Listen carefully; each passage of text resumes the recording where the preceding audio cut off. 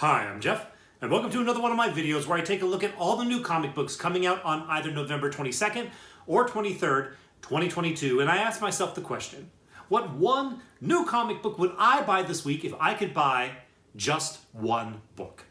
Let's go ahead and start off the content of this video first by taking a look back at my pick from 2 weeks ago, which was The Nice House on the Lake, issue number 11, and the question remains, was it a worthy and worthwhile book to be my just one book pick of the week? And the answer is yes, because I love The Nice House on the Lake. You people who watch these videos all the time already know that.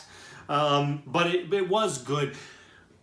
The one actually critique that I'll have of it is that there's only one more issue, and it seems like there is a lot more story left to tell, which is a good thing because I am all about getting more The Nice House on the Lake. The bad thing about that is that I want to feel like if this was a 12-issue series, that there's going to be some form of resolution at the end. And right now, once again, there seems to be a lot of story left to tell. So we'll see if it pays off when it's all said and done. But I've really been enjoying the ride. So The Nice House on the Lake, I'm all about it. And we'll probably be talking about it some more in just about a month. All right, let's go ahead and move forward now by taking a look at the books that are coming out this week. Now, this is an interesting week for comic books in that it's not like the best week for comic books, and there aren't really clear standouts, so to speak. But I'm buying a lot of books this week. There's a lot of books that are on my pull that I am absolutely going to be buying. So I'll let you know what those books are. I'm not going to read very many descriptions. Usually I read descriptions to you. I'm not going to read very many of them today. Let's just go ahead and stop the preamble and tell you what I want to tell you.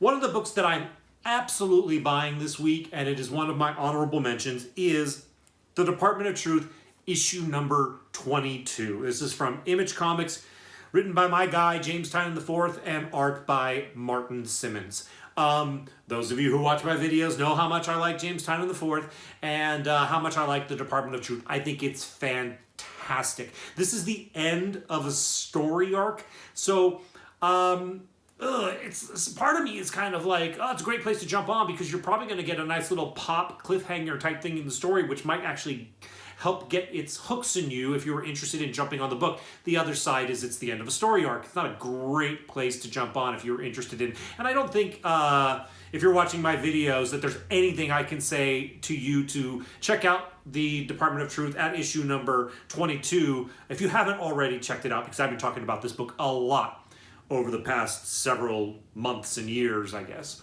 But one thing I will say, kind of like criticism on the Department of Truth, is that I feel like there's a lot of unactualized potential in the Department of Truth. I feel like you could weaponize, basically the story is about how people can use, if enough people believe in something, it can manifest into reality. I think that if you were a bad guy, you might be able to use that as a weapon, so to speak. And they had hinted at that early on, and they really haven't brought that into any kind of fruition. So maybe it's a slow burn because they want to extend the series as much as possible. But I'd like to see them start to pay off some things, really start to kick things into overdrive. We'll see if that happens. I talked a lot about the Department of Truth today because I like it a lot.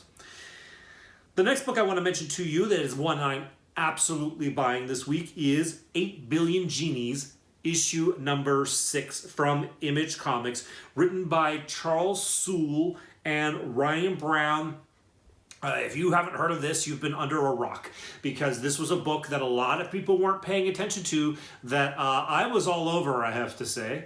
And I really, really enjoyed it, and people kind of caught on to it around issue 3 and 4, and the issue numbers 1, 2, and 3 kind of popped on the secondary market because people were like, this is really good, and we haven't been paying attention.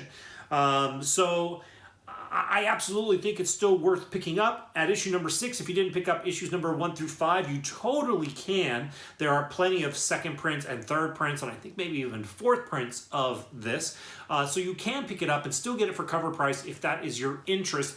But I guess sort of if you were just interested in reading it, obviously I wouldn't necessarily recommend picking it up at issue number 6. Probably just hold off. I believe it's an 8-issue series. Wait for it to come out in trade. It has been an entertaining read. I like it a lot, and I'm absolutely picking up issue number 6 this week.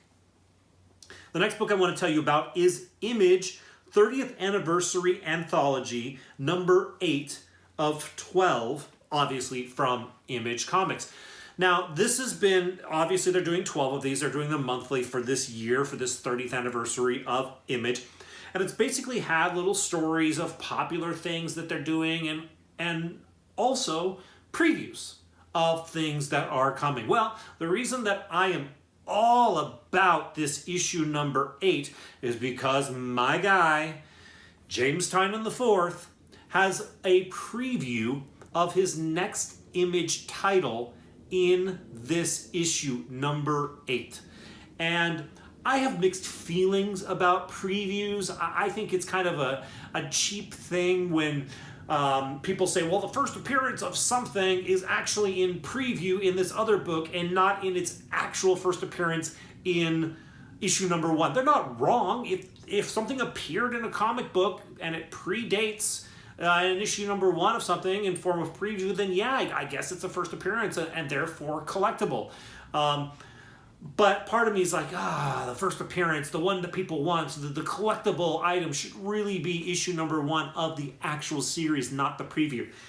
That being said, I acknowledge the collectability of certain books that appear in preview. I'm a big fan of James Tynion IV, so I am going to be picking up issue number 8 of this anthology for the preview. And I haven't even told you what the name of the preview book is. It's a new book from James Tynion IV. It's called World Tree. I believe that the O is a 0 and that the double E at the end of World Tree are 3s, just for a little fun fact. So if you're a fan of James Tynion IV, like me, and you are bullish on the speculation and the success of his titles, like me, I might consider recommending you picking up this Image 30th Anniversary Anthology issue number 8 coming out this Wednesday. The next book I want to tell you about is that I'm absolutely buying this week. So far, I think everything I've mentioned, I am absolutely buying. Yes. So I'm buying this week is Vanish, issue number 3. This is from Image Comics by writer Donny Cates and artist Ryan Stegman. Historically, I've been a big fan of Donny Cates. He gives me what I like to call awesome moments in comic books. That being said, my appreciation for Donny Cates has been waning a lot. I actually recently removed Hulk and Thor, which was amazing there for a while. I removed, and Hulk was always just kind of like, oh, that's badass, but I was never like stoked on it. Thor, I was really stoked on. I removed them both from my pull recently, and it's just because the stories are becoming a little stale and not really capturing my attention. They aren't as awesome as they have been. And the same could be said for Vanish. I read Vanish number 1. I liked it. I read Vanish number 2. I understand now where the series is going and what it's all about. I'm going to pick up issue number 3 this week. Unless something happens in issue number 3 that makes it a must-buy for me, which in this day and age, for my purchasing habits, it's a tough thing to get into the must-buy category for me. Unless something happens in it that is just truly phenomenal. And I just have to buy issue number 4. I'll probably drop it after issue number 3. And that's my expectation. My expectation is for issue number 3 to be fine, not bad, but not amazing enough for me to continue getting it. But I'm going to get issue number 3, and we'll see how that goes.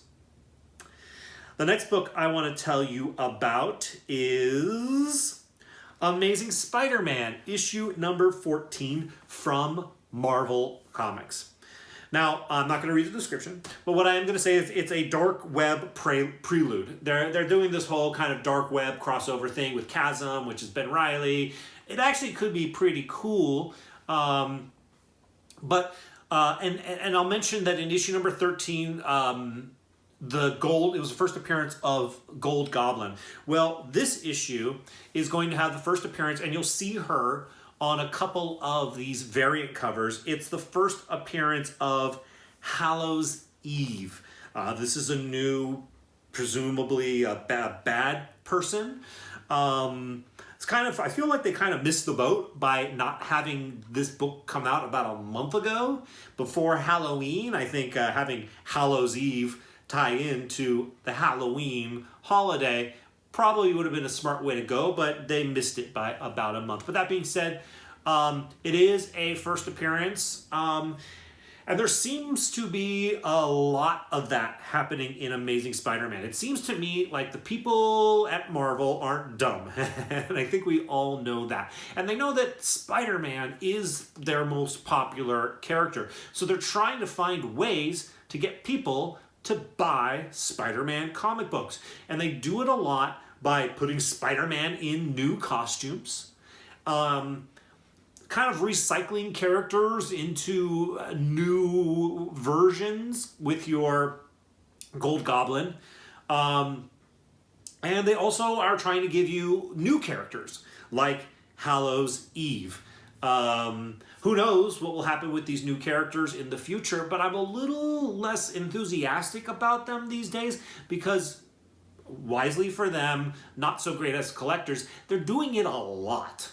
So you don't know which one is going to hit and which one isn't going to hit. So you can collect them all and hope for the best, and that's not such a bad thing. Spider-Man is very awesome and definitely worth a read. So it's not the worst thing to pick up Spider-Man keys, these new characters, just because, but do it with a grain of salt. Don't buy 10 copies thinking, oh, Hallows' Eve is going to be the next big thing. I'm going to retire off of this. Doubtful. But it is a Spider-Man new character. Spider-Man's not going anywhere. So who knows? Over time, maybe Hallows' Eve will make some kind of amazing appearance, even if it is in a Disney Plus Halloween Spider-Man special kind of thing. Actually, that's not such a bad idea. The next book I want to mention to you kind of randomly is Daredevil issue number 5. Now, there doesn't appear, this is from writer Chip Zdarsky and artist Marco Checchetto. I'm a big Chip Zdarsky fan. And so I got nothing bad to say about Chip Zdarsky. I think he's a great writer in a lot of superheroes, indies, and he's hilarious. So there's writer alone and Marco Checchetto. Did I say his name correct? Marco Checchetto. Yeah, that's pretty close. Is also a fantastic artist. So there's no reason not to buy Daredevil on writing and artist alone. Also in issue number 4, if this makes you happy, and this might be a little bit of a spoiler if you haven't already read it, maybe fast forward 10 seconds, I'll just mention it once right now. Elektra and Matt Murdock got married.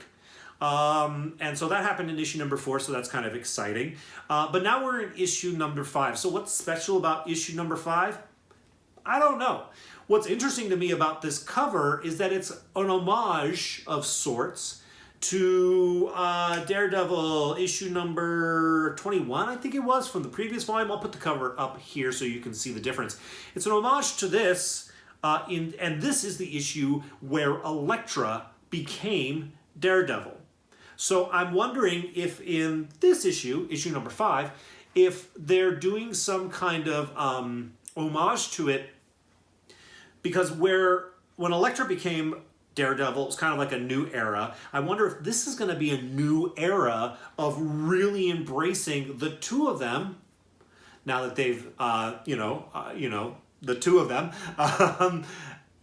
both being Daredevil. So maybe worth keeping on your radar, just because I feel like the cover is a bit of a hint at what the future is going to be like, and maybe something that's established in this book.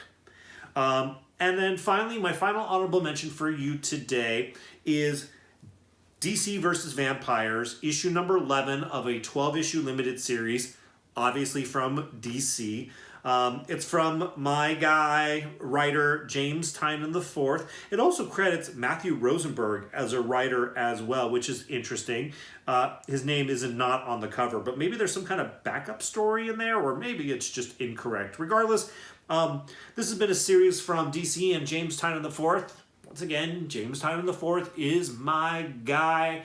I've said it a million times about this book. I did not expect to like it, but I like it a lot. And so I'm absolutely buying it this week. So I'm buying everything I mentioned, except for I don't think I'm going to buy the Daredevil book, and I don't think I'm going to buy the Amazing Spider-Man book. Unless it just pops up on the secondary market and I can buy one for cover price.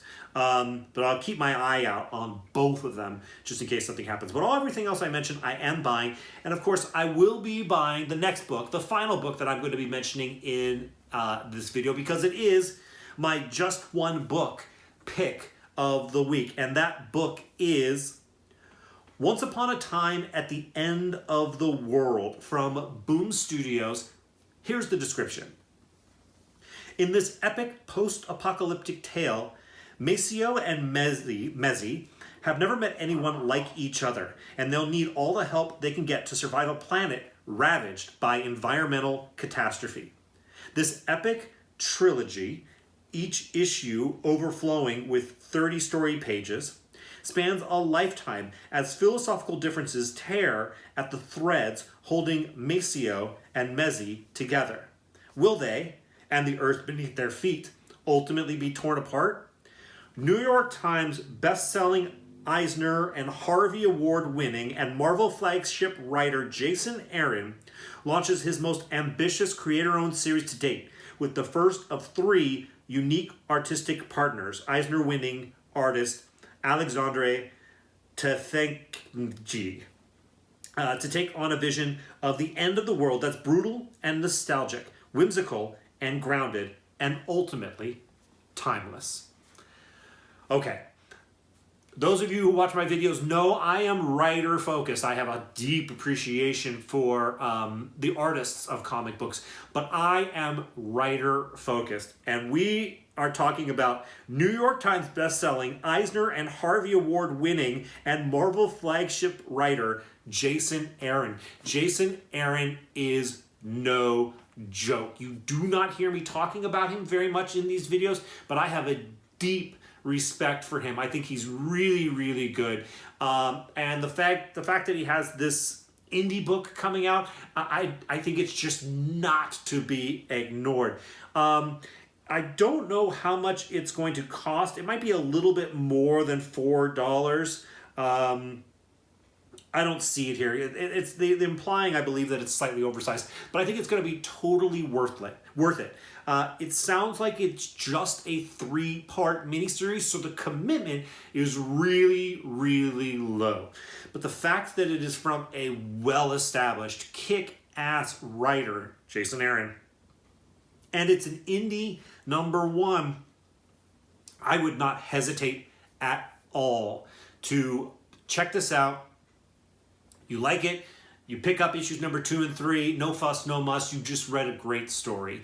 You don't like it, file it away, and see if someday they turn it into a movie or something like that. But it seems really, really cool. Post-apocalyptic stories are a dime a dozen, so to speak, but artists like Jason Aaron are not. So I believe that this type of story in his very capable hands is something that is not to be ignored and definitely worth checking out. It's the book I am most excited about reading this week, and there is a lot of James Tynion IV coming out this week, so that should tell you something, at least as far as I'm concerned, right there. So for all of those reasons, that is why Once Upon a Time at the End of the World is my just one book pick for this week. All right, that's my list this week. Stay tuned. I'm probably going to post 2 videos back to back this week because this week is also local comic shop day. So I'm going to go over the books that are coming out for local comic shop day, and I'll have a pick for that as well. So make sure you keep your eyes glued to the YouTubes and to my channel because that should be coming out very, very shortly. If it's not already out, I'll probably put the little thing for it right at the end of this video. If you like this video, likes are appreciated by me. If you haven't already subscribed, why not? Please go ahead and do it. I'd appreciate that. All right, as always, thank you so much for watching this video. I'll see you in the next one.